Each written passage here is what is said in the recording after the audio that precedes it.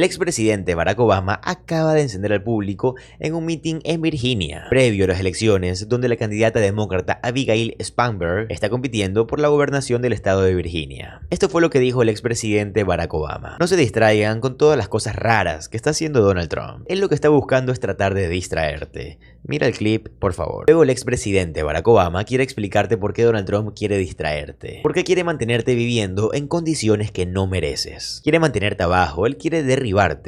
Mira el clip, por favor. And all the nonsense we see on the news every day, the over-the-top rhetoric, the fabricated conspiracies, the weird videos of a U.S. president with a crown on his head flying a fighter jet and dumping poop on protesting citizens.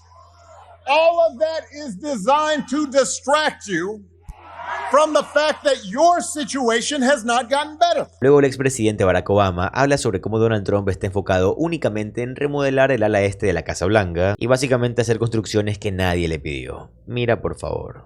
Meanwhile, the government is shut down and the Republicans who currently are in charge of Congress, they're not even pretending to solve the problem. They have not even been showing up to work. Not in session.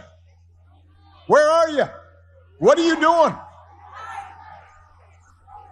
And as for the president, he has been focused on critical issues like paving over the Rose Garden so folks don't get mud on their shoes.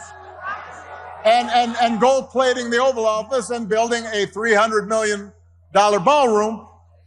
So Virginia, here's the good news.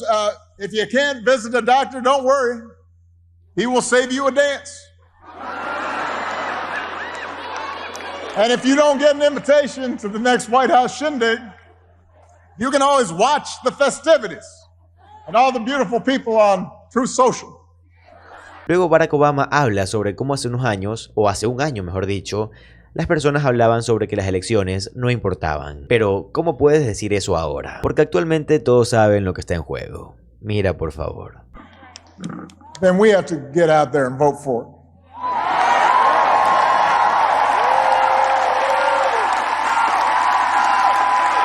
When I think back to a year ago, I remember talking to some people, even some folks who were friends of mine,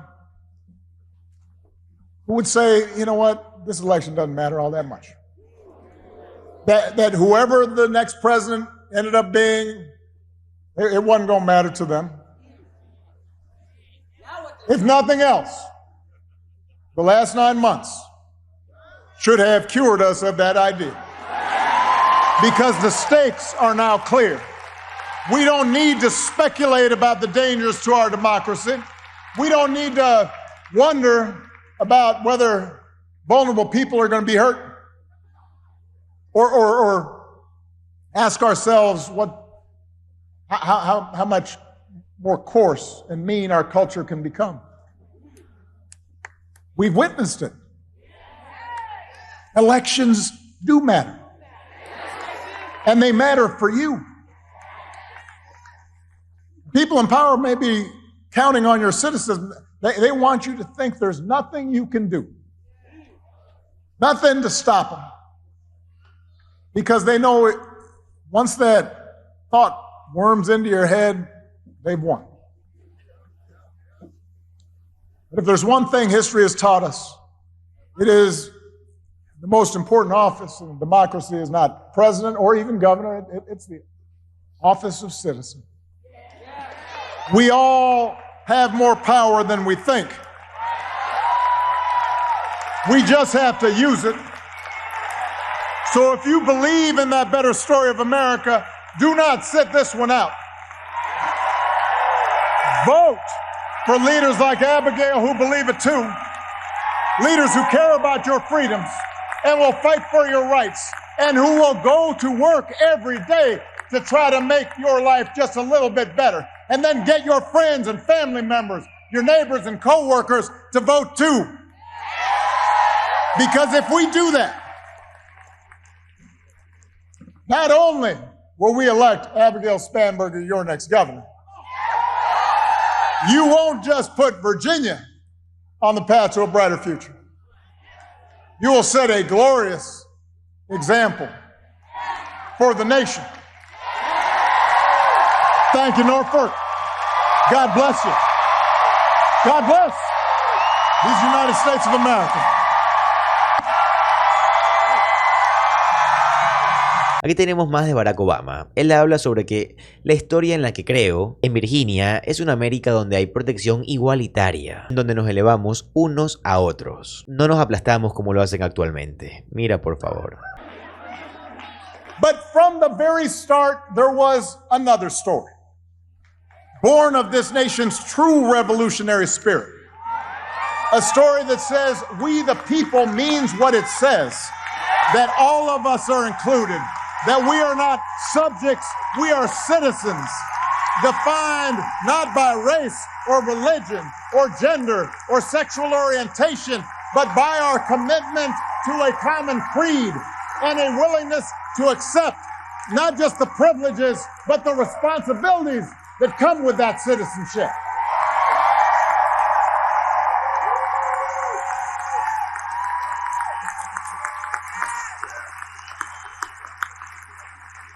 That's what made the American experiment unique.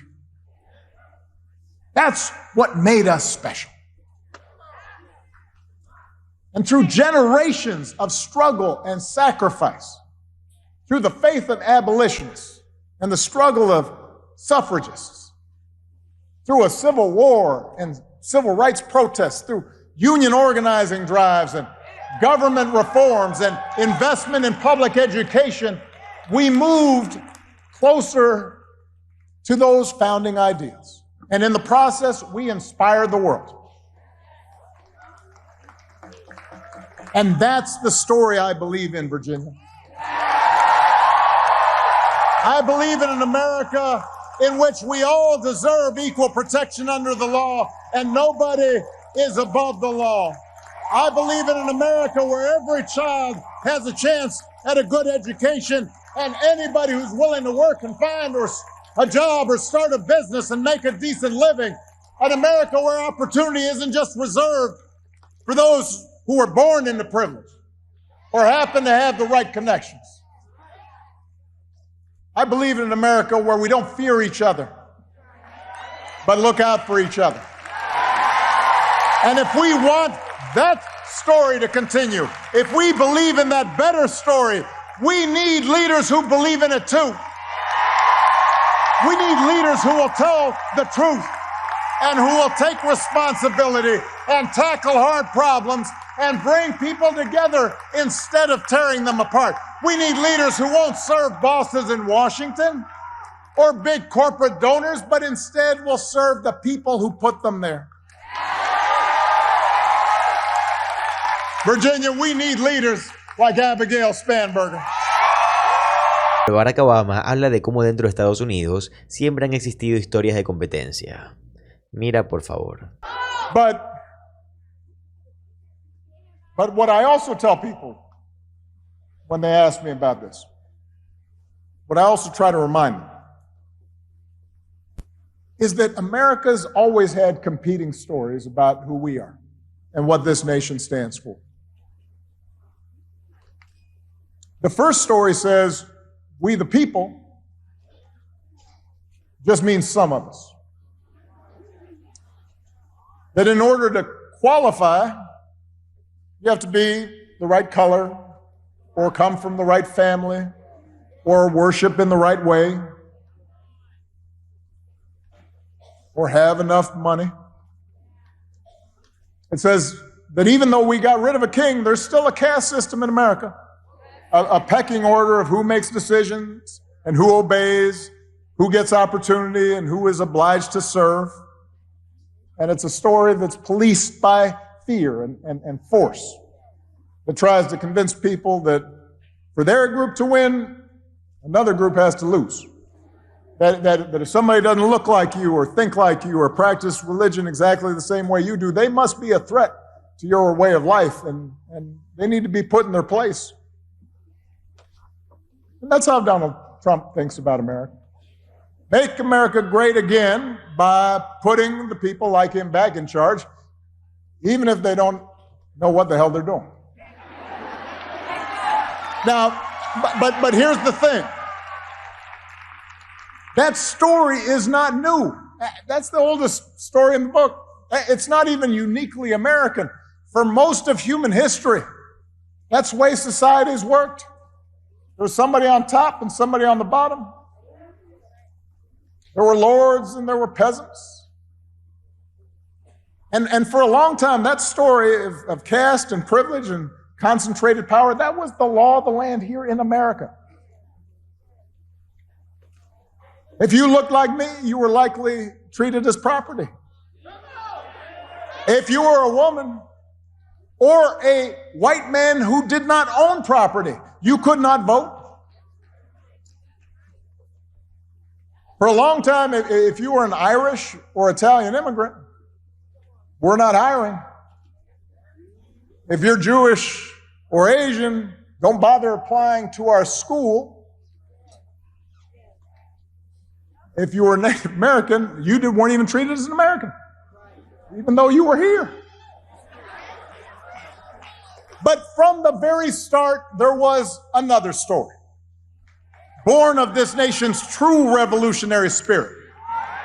A story that says we the people means what it says, that all of us are included, that we are not subjects, we are citizens, defined not by race or religion or gender or sexual orientation, but by our commitment to a common creed and a willingness to accept not just the privileges, but the responsibilities that come with that citizenship.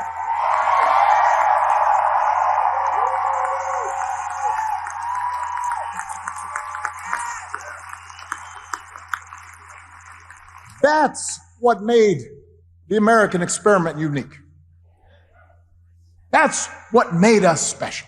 Luego habla sobre cómo los republicanos MAGA nunca pierden la oportunidad de culpar a las minorías y a las políticas de diversidad, equidad e inclusión, o conocidas como las DEI, por básicamente cualquier problema. Mira el clip, por favor. I mean, they've devoted enormous energy in trying to entrench themselves in power and punishing their enemies and enriching their friends and silencing their critics. They put on a big show of deporting people and targeting transgender folks. They never miss a chance to scapegoat minorities and DEI for every problem under the sun.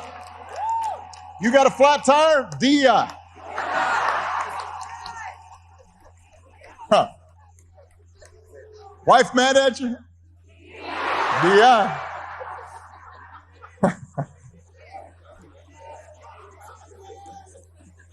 What they have not devoted energy to is helping you. They have not put forward serious proposals to lower housing costs or make groceries more affordable. They haven't improved our schools. They haven't made healthcare more accessible. They haven't shortened your commute or prepared young people for the future where AI might take their job. Este es un momento poderoso dentro del discurso de Barack Obama, donde habla sobre su preocupación sobre este creciente poder económico por parte de la oligarquía multimillonaria de Donald Trump. Mira, por favor. I worry about the growing concentration of economic power in this country, with just a handful of mega billionaires and companies controlling what we see and what we hear. And I worry about how much that economic power distorts the political process. I worry about how readily not just business leaders but others with influence in law firms and universities have been willing to bend the knee to this president's autocratic impulses to avoid retribution or protect profits or simply to avoid controversy. And I worry sometimes how we've come to accept this as normal. Y dice que le preocupa cómo los republicanos dentro del Congreso han renunciado a su papel como la rama coigual del gobierno. Mira, por favor. You know, a lot of people have asked me lately whether I'm surprised by the direction the country's taken. And even though I am the hope and change guy.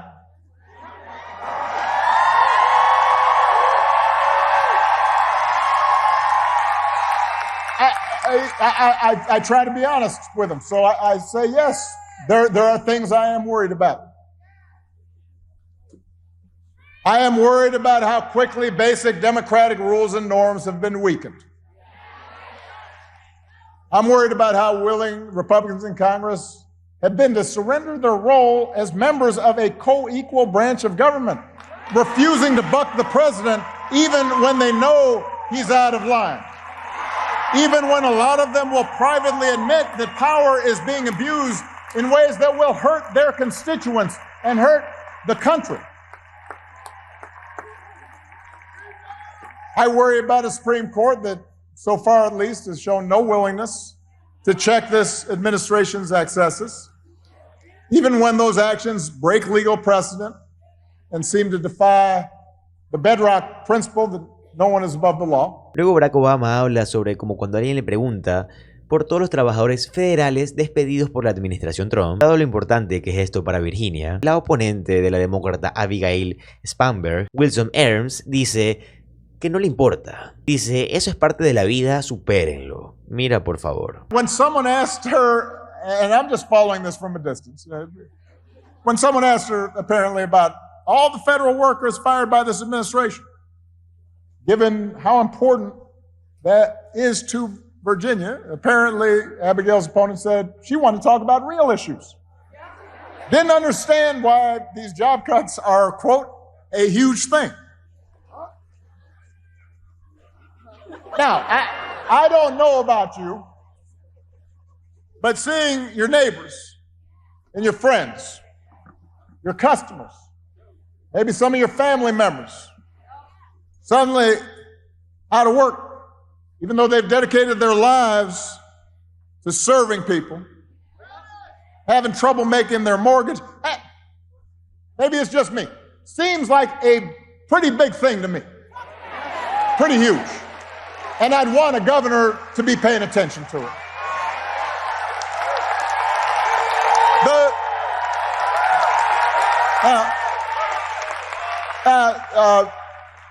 Abigail's opponent does seem to care a lot about what Trump and his cronies are doing. And she's praised the Republican tax law that would raise the cost of health care and housing and energy here in Virginia. She supported bills that would strip funding from Virginia public schools. She says she's morally opposed to protecting reproductive rights, says she will do everything in her power to cut off access to abortion. Virginia, you don't need a governor who puts party and ideology ahead of the people she was elected to serve. You deserve a governor who will think for herself and work for you. A governor who will create jobs and not cut them, and who will lower costs instead of raising them, and who will bring people together instead of dividing them, and who will do what's right for the people of Virginia, no matter what anybody in Washington thinks. You deserve a governor like Abigail Spanberger.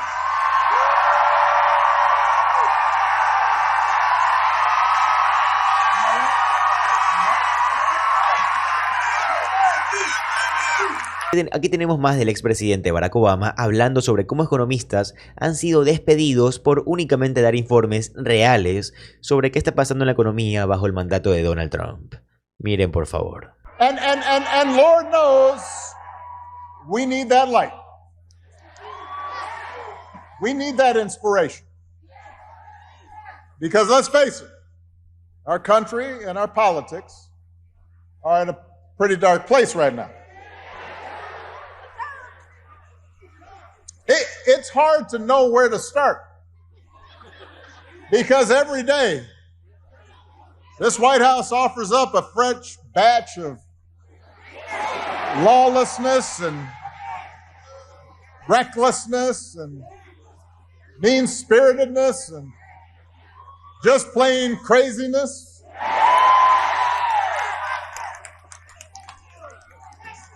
We got a president who thinks it's okay to use the Justice Department to go after his political opponents. Hey, wait, don't boo. Vote. They don't hear boos, they hear votes. So we got a president who replaces career prosecutors with loyalists who will do what he wants, and now he's telling them what he wants is for them to hand over millions of taxpayer dollars that he had to pay in expenses for previously violating the law. We've got a commander-in-chief who fires decorated officers because he thinks they might be more loyal to the Constitution than they are to him.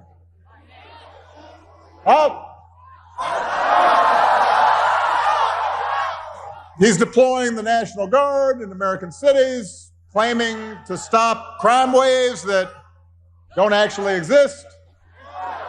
We've got masked ICE agents pulling up in unmarked vans and grabbing people, including U.S. citizens, off the streets on the suspicion that they don't look like real Americans. We've got an HHS secretary who opposes proven science and promotes quack medicine.